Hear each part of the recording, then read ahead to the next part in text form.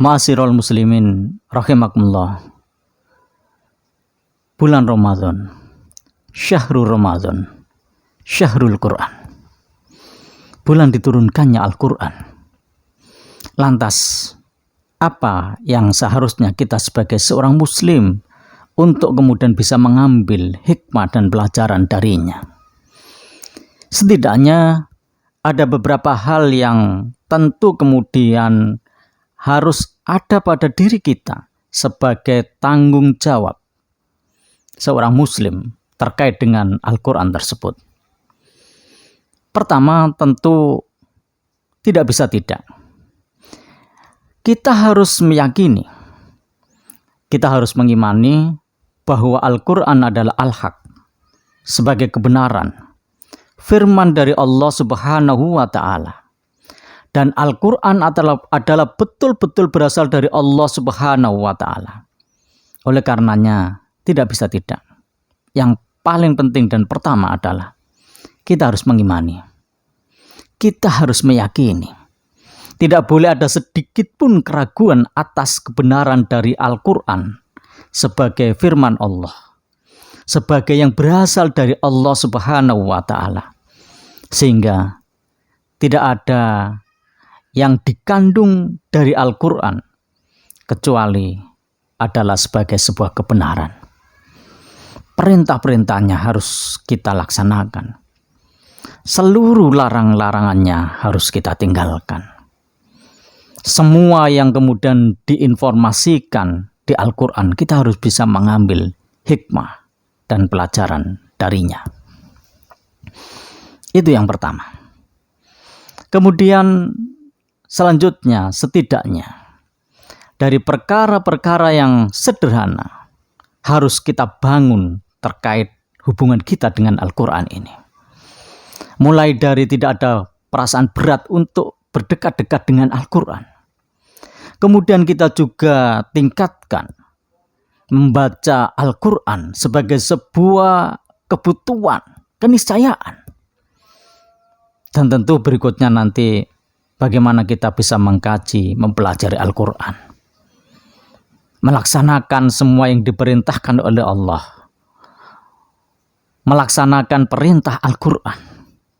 Dan yang terakhir tentu mendakwahkan isi kandungan Al-Quran dalam aktivitas dakwah, amar ma'ruf, nahi mungkar. Ma'asyiral muslimin rahimakumullah, sekali lagi senyampang ini bulan Ramadan. Seluruh amal-amal dilipatkan pahalanya. Marilah kita rajin memanfaatkan momentum Ramadan ini dengan membaca Al-Quran, dengan tadarus Al-Quran.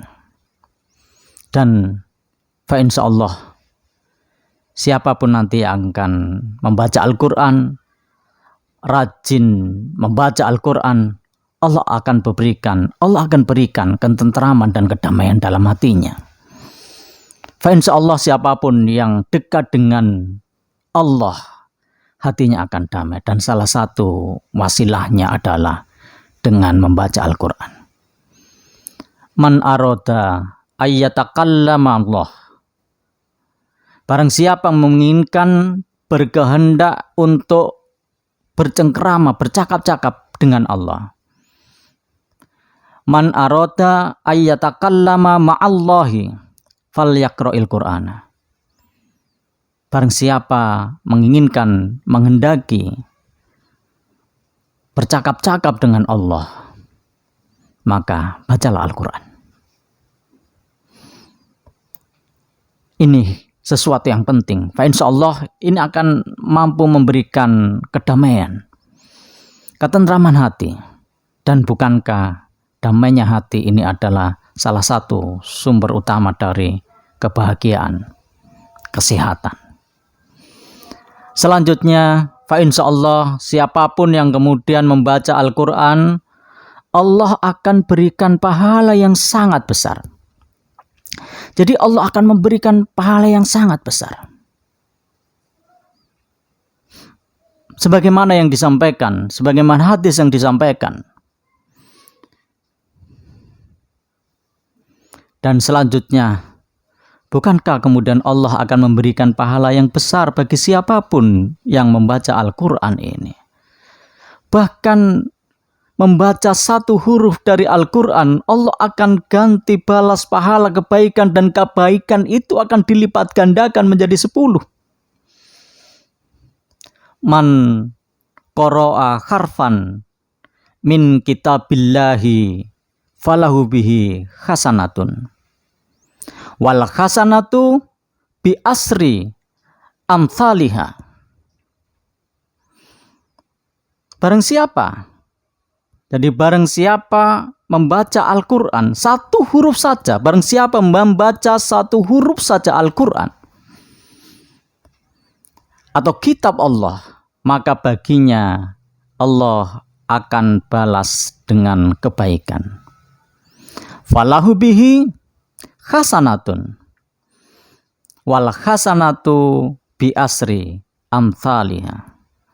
Jadi pahala kebaikan dan satu kebaikan ini akan dilipat gandakan menjadi 10. Apa yang kemudian disampaikan oleh Rasulullah berikutnya? La aqulu alif lam harfun. Saya tidak mengatakan alif lam itu sebagai satu huruf. Walakin alif harfun. Walam harfun. Wa mim harfun. Jadi bukanlah alif lam itu sebagai satu huruf. Akan tetapi alif, kemudian lam, dan mim ini masing-masing sebagai satu huruf.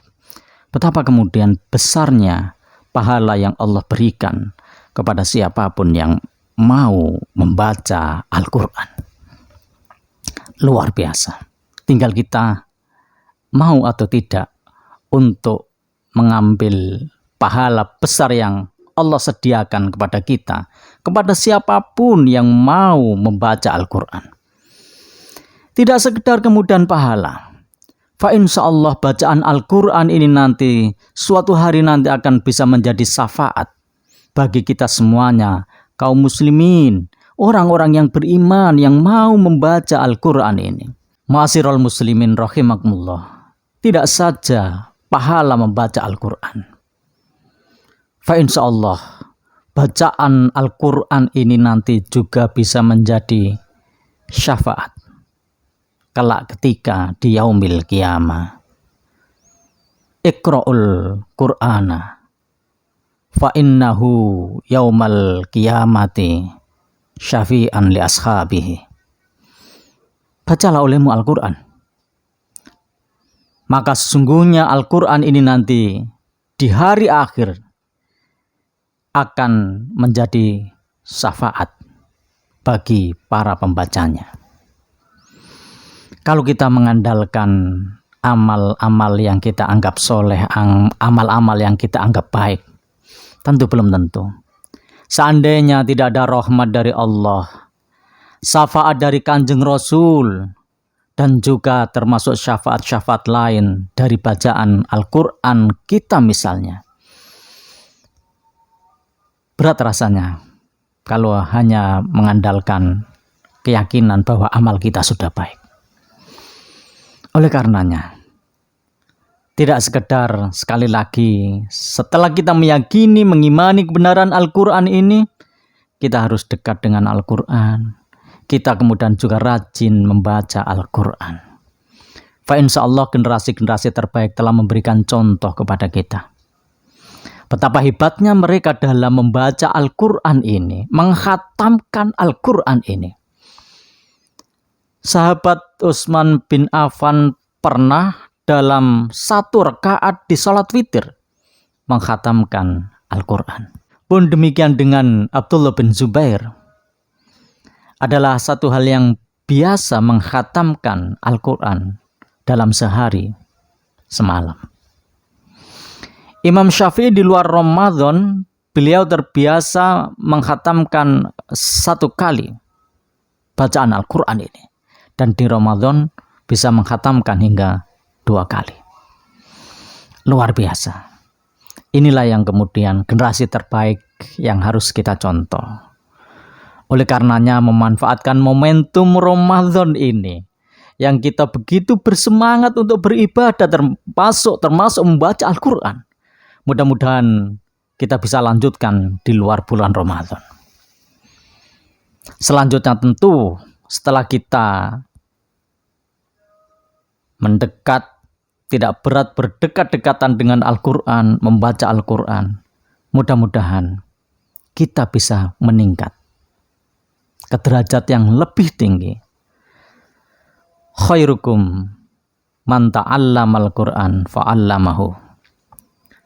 Sebaik-baik dari kalian adalah yang mempelajari Al-Quran dan mengamalkannya. Ini yang berat. Ini yang jauh lebih berat. Kita sudah mengimani. Kita mungkin juga sudah membaca, mengkaji isinya, yang berat mengamalkannya. Melaksanakan semua yang diperintahkan oleh Allah dan menjauhi semua yang dilarang oleh Allah Subhanahu wa Ta'ala. Dan ini tentu konsekuensi dari keimanan kita. Allah Subhanahu wa Ta'ala berfirman, A'udzubillahi minasyaitonirrajim. Bismillahirrahmanirrahim. Ittabi'u ma unzila ilaikum mir rabbikum wala tattabi'u min dunihi auliya. Ikutilah apa-apa yang telah diturunkan oleh Allah. Para mufassir menjelaskan apa-apa yang telah diturunkan oleh Allah ini sebagai Al-Quran dan juga As-Sunnah. Ittabi'u ma unzila ilaikum mir rabbikum wala tattabi'u min dunihi auliya. Dan kita dilarang untuk mengikuti wala tattabi'u min dunihi, pemimpin selain Allah Subhanahu wa Ta'ala. Inilah oleh karenanya sekali lagi ma'asyiral muslimin rahimakumullah, di bulan yang agung, di bulan yang penuh keberkahan ini, semoga Allah memberikan cahaya petunjuknya kepada kita. Tidak ada perasaan berat dalam hati ini untuk kemudian beramal soleh terkait dengan keberadaan Al-Quran ini. Kita membacanya, kita mempelajarinya, mengkajinya, mentadaburinya, kemudian mengamalkan.